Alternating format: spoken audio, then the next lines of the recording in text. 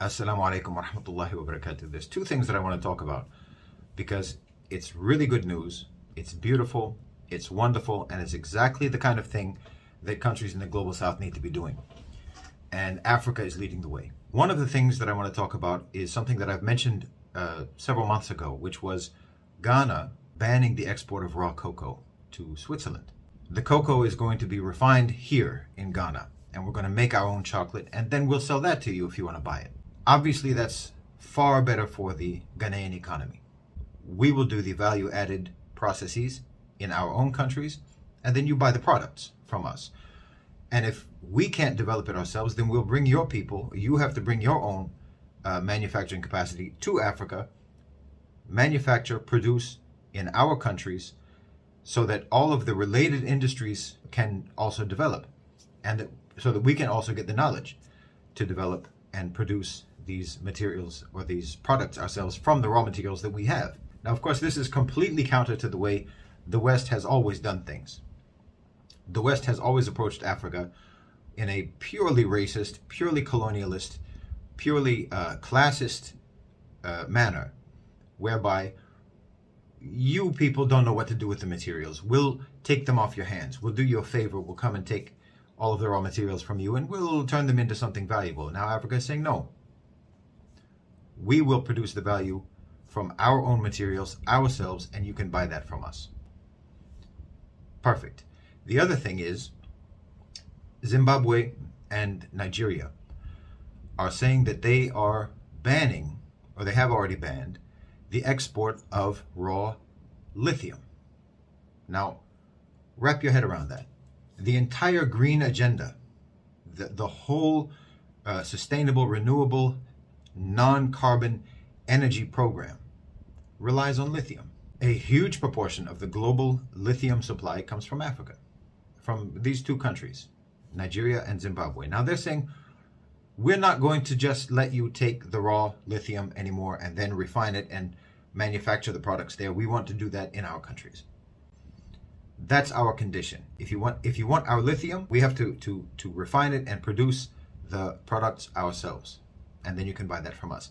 And again, just like with Ghana, if it's going to take us too long to figure out how to do that ourselves, then you can bring your companies here and do that process with us, in cooperation with us, in collaboration with us, so that we can develop those industries in our own country. It's stunning how beautiful this is. This is exactly what I've talked about in an earlier, I don't know if it was a podcast or in a video, where I was saying that the countries in the global south and the countries that possess the natural resources that Europe and the West and America don't possess, that those countries have to just de-link from Western economies and say, our economic growth may be slower. Our economic growth may be slower as we develop the skills, the knowledge, and the technology to utilize our natural resources ourselves, rather than just giving it to you so that you can manufacture valuable products from our natural resources so that we can make a quick buck. Now they're saying, we will do the manufacturing, the refining, the production in our own countries, even if that takes longer. Everything has to stop until we can do it ourselves. Because you're in a position to do that. You're in a position to dictate to the global economy.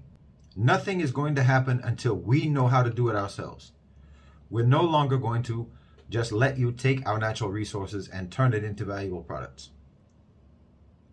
We have to know how to turn them into valuable products ourselves, and then you can buy those products from us. That's exactly the way it should be.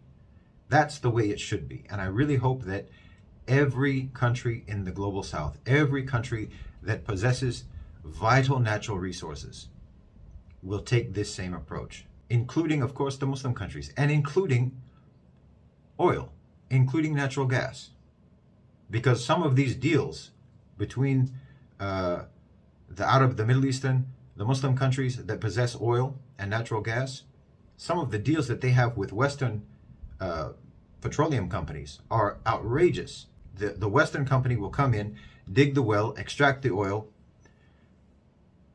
export it, refine it, and they take 50% of whatever they find. just because they extracted the oil, now they get to take 50% of it. What kind of a deal is that? I mean, how much more socialist could that be? You try to pretend that this is capitalist, but that's so socialist. We get to have continuous, perpetual profits from digging a well for you.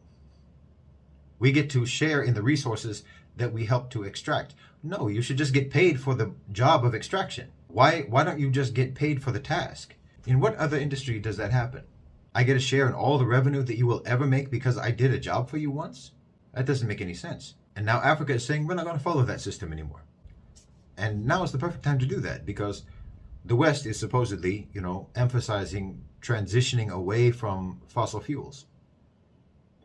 And it's not just lithium, but I mean, even in terms of solar energy, they're relying on specifically Morocco and the North African countries to provide them with solar power, with solar energy, even with wind. They don't have the climate in Europe to support the kind of solar-powered energy that can be produced in a country like Morocco. So the West is being forced to grapple with and recognize and be reconciled with the fact that they are completely dependent on the countries that possess the natural resources, including the natural resource of solar power-friendly climates.